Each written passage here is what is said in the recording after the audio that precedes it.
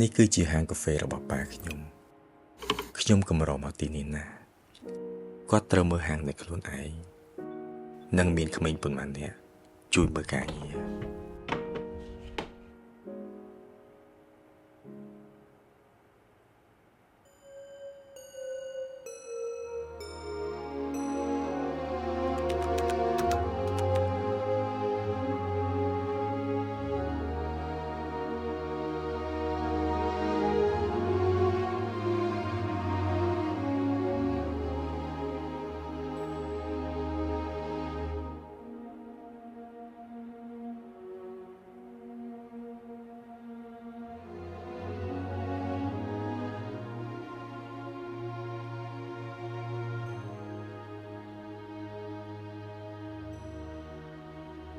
ខ្ញុំធ្លាប់ខឹងនឹងប៉ា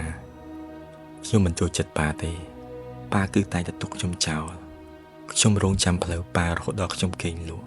ក្នុងថ្ងៃកំណើតរបស់គាត់ខ្ញុំខឹងនឹងគាត់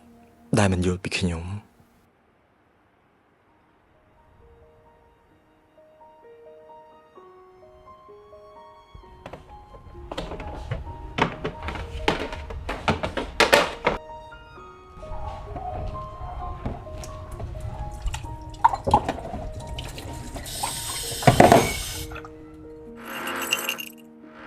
អូហាងបាត់ហើយសុំទោសផងណាចាំស្អែកសុំជ័យមកទៀត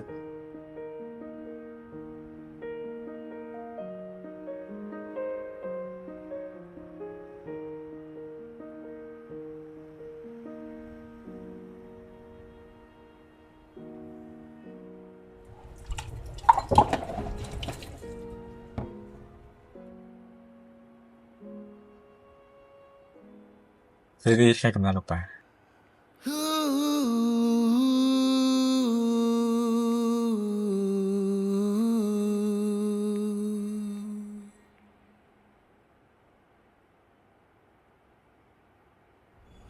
ជាង10ឆ្នាំហើយជាង10ឆ្នាំហើយដែលខ្ញុំប្រងើយជាមួយប៉ាហើយមិនខ្វល់ជាមួយនឹងគាត់ប៉ា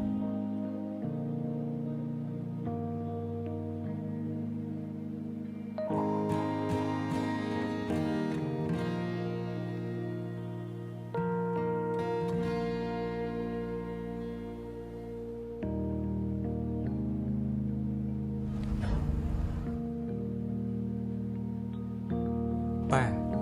មិនថ្ងៃច្បាត់ហាងមែនក្មេងៗទៅណាអស់ហើយថ្ងៃនេះគឺជាថ្ងៃបុណ្យនៃក្តីស្រឡាញ់មិនសូវមានមនុស្សមកទេអញ្ចឹងហើយបានជាប៉ាឆាប់បាត់ចំណែកក្មេងៗគេមានមនុស្សជាទីស្រឡាញ់នៅរងចាំពួកគេអញ្ចឹងហើយបានជាប៉ាឲ្យពួកគេត្រឡប់ទៅមុនចាប៉ា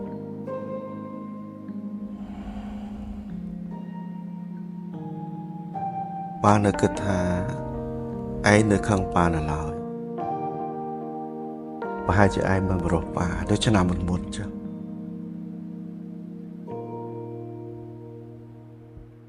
លោកប៉ាពេលនេះគឺកូនយល់ហើយប៉ាក៏មិនចង់ទុកកូនចោលដែរគឺប៉ាមានផលលំបាករបស់ប៉ាត្រូវមានរឿងទទួលខុសត្រូវជាច្រើនដូចខ្ញុំជួបពេលនេះអញ្ចឹង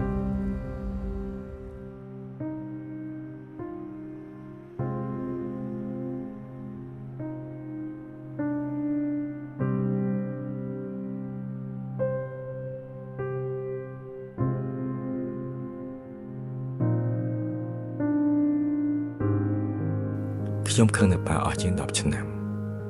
ពេលខ្ញុំធ្វើនឹងក្តីទើបខ្ញុំដឹងថាកាលនោះប៉ាមានទំនួលខុសត្រូវជាច្រើនត្រូវរ៉ាប់រងពេលដែលខ្ញុំអន់ចិត្តខ្ញុំតែងតែទុកប៉ាចោលក៏ប៉ុន្តែ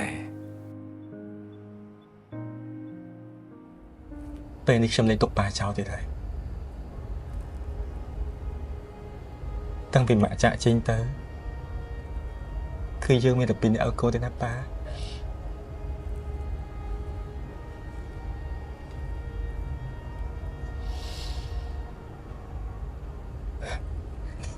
ល លោកប៉ា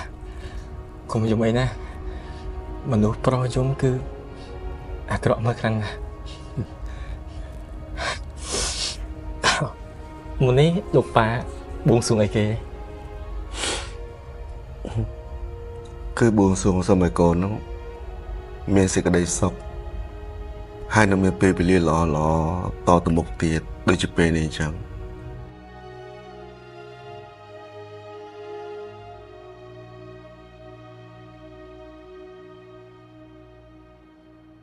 មែនហើយប៉ា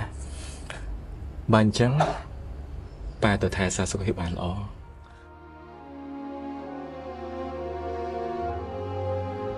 ចាការងារនឹងសេះសល់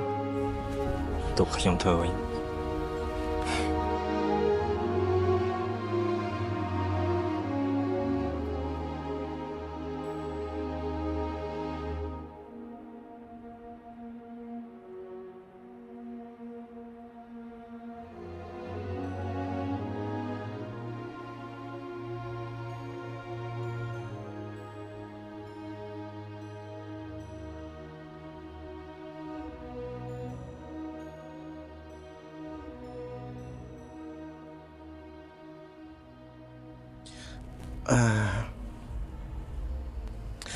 ក្រៃថ្ងៃនេះជាថ្ងៃបុណ្យនៃក្តីស្រឡាញ់កូនមិនដាល់សង្សារទេអី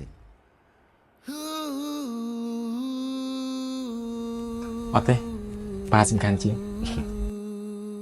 កូនភាសាប៉ាសំខាន់ជាង I'm in the Father's house. Come to the Father's house. I say a prayer and He takes me there. Home to the Father's house. ដល់ស្នាមញញឹមជូនមនុស្សជាទីស្រឡាញ់ក្នុងថ្ងៃបុណ្យនៃសេចក្តីស្រឡាញ់ Come to the Father's house.